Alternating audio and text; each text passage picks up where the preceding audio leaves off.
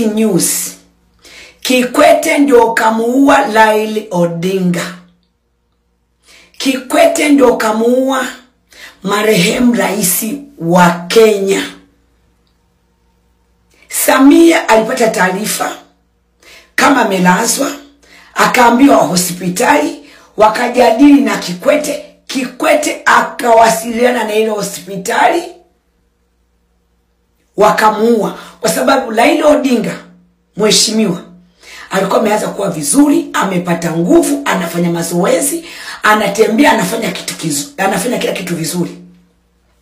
Kikwete kwamba tunaenda kwenye uchaguzi, Watanzania wamechachamaa, kuzima yote ya kina Polepole, ya kina Lissu, ya kitu gani, kupoteza muda mpaka msiba wote uishe. Wa Kenya kama teni hilo nguruwe. Kikwete ndio ameua Odinga. Hilo mlijua kabisa 100%. Nimepata breaking news na nimeambiwa niwaambieni. Huyo ni rais wa Afrika.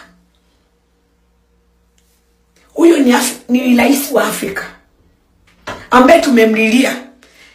Na mnakumbuka tena nimeambiwa huyu nani? Wa Klaus. Huyu wa Klaus aliyekufa huyu. Yule bosi wa Klaus. Ilikuwa imefika kipindi kwamba hela alizokula kwa melazwa, hela zilikuwa zimeisha kama zinawaishia. Wakaomba serikali ikataka ijue wapi ambapo amelazwa. Wakatajiwa mpaka hospitali, kwa sababu alivyolazwa ilikaa muda mrefu wajui amelazwa sehemu gani. Walipoanza kuomba msaada, mnakumbuka mpaka wanaanza kujiweka chini. Serikali kajiweka karibia na familia, wakajiweka wajinga. Mnakumbuka Makonda alianza kujiweka matakoni. Jamani, tumuombe, anajifanya anamuombea, tumuombeleze. Wanasema kweli kikulacho kingoni mwako.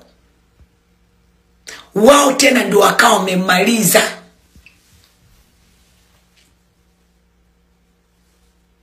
Huyu aliyekuwa mwanaume wake na Nanti. Wao ndio wamemaliza. Na hilo analijua 1,000,000 pia nani? Makonda. Kwa hiyo Odinga amemalizwa, ameuliwa na Kikwete. Hiyo ni breaking news kabisa. Kama inawezekana huyo Kamateni ndio muuaji. Mnakumbuka kama alimuua Nyerere. Mnakumbuka kama ameua Magufuli. Mnakumbuka kama ameua Mkapa. Amemuua Mwinyi.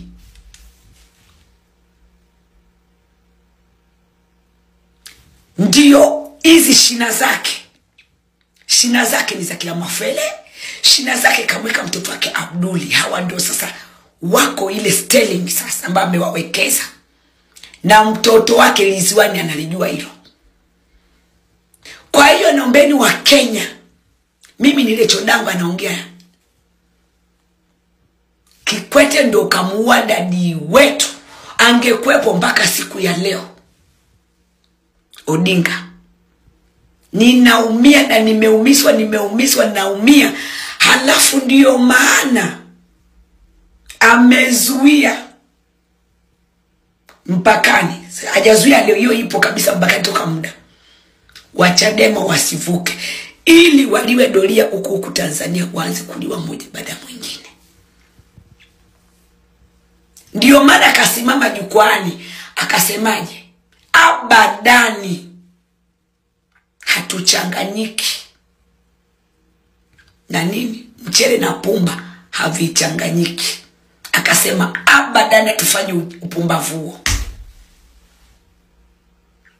Huyu amekuja ndio shetani kaja na mwenzake huyo nani?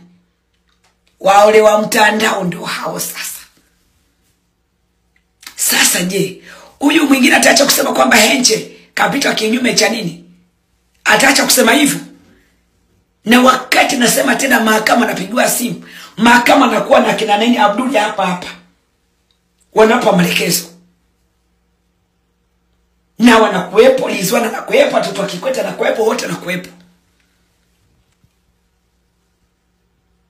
Wameweka mpaka mapolisi wao ambao wanalipwa na serikali, na wao tena wanawalipa. Na hawa ndio wanafanya kazi ya kuteka, wana bunduki. Na hizo bunduki walikuwa nakazana kwamba sijui nani azia letwa Tanzania. Aliye saini ni Momo. Mimi ningewajua hata majina wao yote. Momo ndiye aliye saini zile bunduki historia bandarini pale. Mtoto wake tena wa kambo. Sababu Momo alikuwa ni bwanake na nani? Na Samia Marambofu. Ndugu zanguni, usiolijua hii siri wangekuja kujua siri kama miaka labda hata Kikwete ameshakufa. Nimekuja kuambia Kikwete ndo kamuua marehemu ambaye amefariki hapo India. Fatilieni, that is what it is. Huu mtandao ulivyokuwa ni mtandao, ni mnyororo wa ajabu. Wakenya poleni sana, nimesikitika, nimeumia. Na ukiangalia na hao ndio waliomuua Anko Magufuli. Halafu Samia amekaa kwenye kiti cha mtu ambaye amemuua na Kikwete.